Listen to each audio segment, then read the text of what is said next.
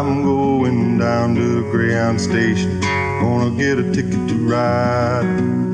Find a big fat lady with 2 or 3 kids and sit down by her side.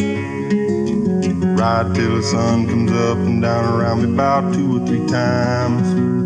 Smoking cigarettes in the last seat. Try to hide my sorrow from the people I meet and get along with it all.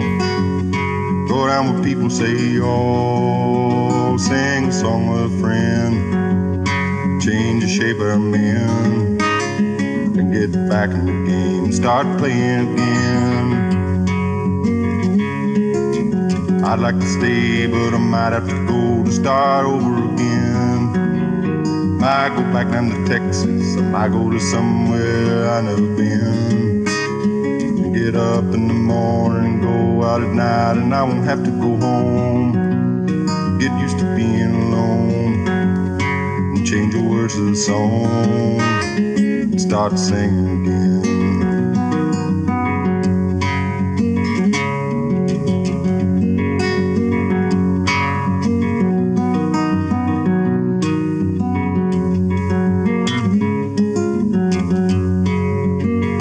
I'm tired of running around looking for answers to questions that I already know.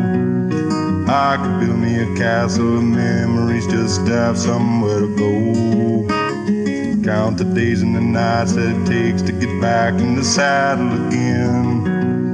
Feed the pigeons some clay, turn the night into day, and start talking again when I know what to say. I'm going down to the Greyhound Station, gonna get a ticket to ride. Find a big fat lady with 2 or 3 kids and sit down by her side. Ride till the sun comes up and down around me about 2 or 3 times. Smoking cigarettes in the last seat. Try to hide my sorrow from the people I meet and get along with it all. Go down where people say y'all, feed the pigeons some clay, turn the night into day, and start talking again when I know what to say.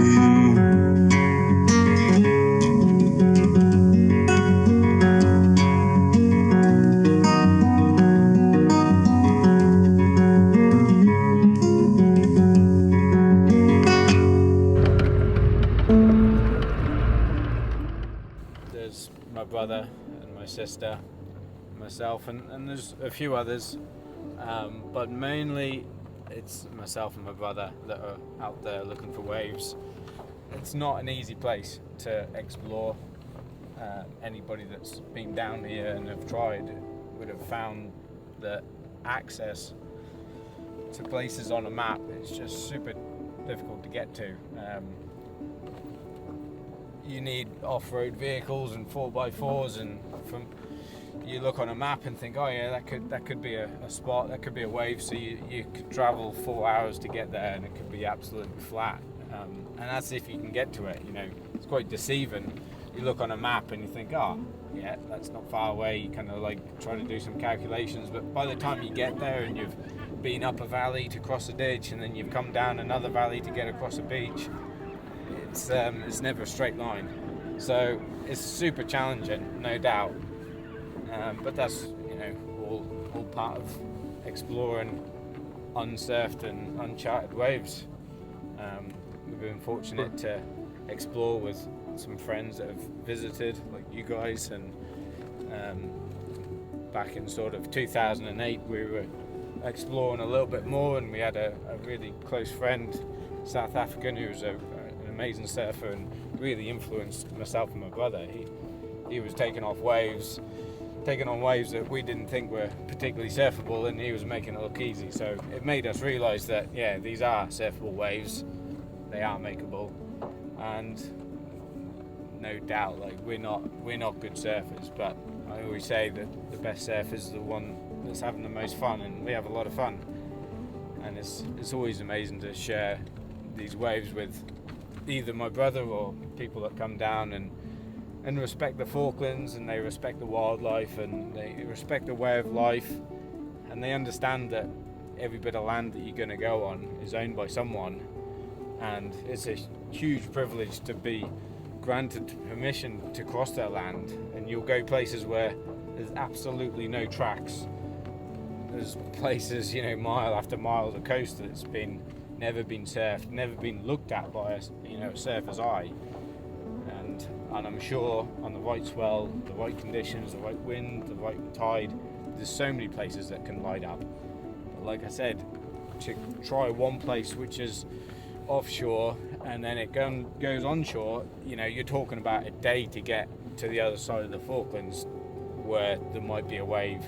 So yeah, absolutely nothing guaranteed.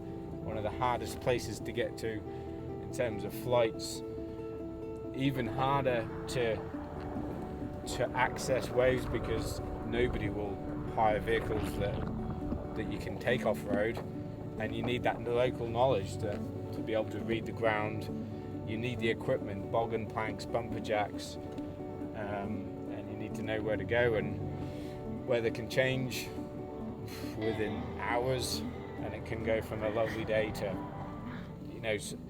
what worries me is when it's super foggy and you can't tell which direction is north anymore, and you can get disorientated really easy. But on its day, it's a beautiful place. Wildlife can be incredible.